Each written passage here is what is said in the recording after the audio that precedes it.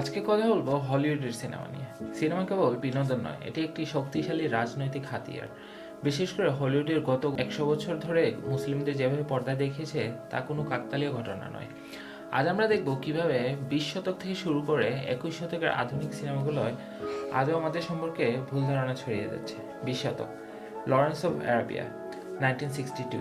এই ক্লাসিক সিনেমায় দেখানো হয়েছে একজন ব্রিটিশ অফিসার এসে অগোছালো এক আরবদের ঐক্যবদ্ধ করছেন। এখানে আরবদের দেখানো হয়েছে নিজেদের মধ্যে লড়াই করা এক বিশৃঙ্খলা জাতি হিসাবে, যাদের কোনো নিজস্ব বুদ্ধি বা নেতৃত্ব নেই। বিকৃতি, বাস্তবে আরবদের নিজস্ব শক্তিশালী আন্দোলন ও নেতৃত্ব ছিল, কিন্তু হলিউড ইতিহাস বদলে দিয়ে প্রমাণ করতে চাইল যে পশ্চিমা সাহায্য ছাড়া আরবরা কিছুই করতে পারে না। একে বলা হয় হোয়াইট সোভিয়ের কমপ্লেক্স। 21 শতক, আমেরিকান স্নাইপার, 2014।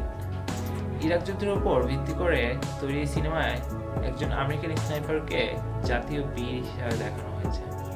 বাস্তবতা বনাম মিথ্যা, এই সিনেমায় ইরাকিদের কোনো মানুষ হিসেবেই দেখানো হয়নি।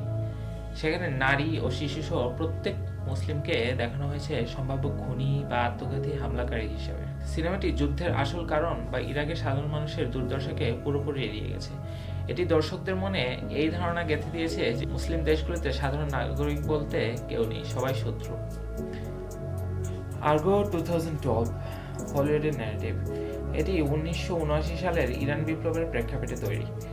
এখানে সিআইএর একটি উদ্ধার অভিযান দেখানো হয়েছে। অস্কারজয়ী এই সিনেমায় ইরানিদের দেখানো হয়েছে রক্তপিপাসু এবং উন্মাদ এক জনতা হিসাবে, যারা সারাক্ষণ শুধু চিৎকার করছে। বিকৃতি, ইতিহাস বলে সেই সময় সাধারণ ইরানিদের মধ্যে অনেক শিক্ষিত ও মার্জিত মানুষ ছিলেন, যারা রাজনৈতিক পরিবর্তনের দাবি তুলেছিলেন, কিন্তু হলিউড তাদের সবাইকে শুধু হিংস্র ভীর হিসাবে উপস্থাপন করছে, যাতে পশ্চিমা দর্শকদের মনে ভীতি তৈরি করা যায়। হোমল্যান্ড বা 24 এর মতো জনপ্রিয় সিরিজে দেখানো হয় যে ভালো মুসলিম কেবল তারাই যারা নিজ দেশের বিরুদ্ধে আমেরিকার গোয়েন্দা সংস্থাকে সাহায্য করে। বাস্তবতা বনাম মিথ্যা, এখানে দ্বিমুখী নীতি অনুসরণ করা হয়। হয় আপনি একজন সন্ত্রাসী, না হয় আপনি নিজের ধর্ম ও সংস্কৃতি ত্যাগ করে পশ্চিমাদের অনুগত হবেন। এর মাঝামাঝি কোনো স্বাভাবিক মুসলিম চরিত্রের অস্তিত্ব হলিউডে প্রায় নেই বললেই চলে। 20 শতকের অসভ্য জাতির তকমা থেকে শুরু করে 21 শতকের সন্ত্রাসী তকমা, হলিউড তার রং বদলেছে কিন্তু উদ্দেশ্য বদলায়নি। তারা সবসময় এমন একটি শত্রু তৈরি করতে চায় যা সাধারণ মানুষের মনে আতঙ্ক ছড়ায়।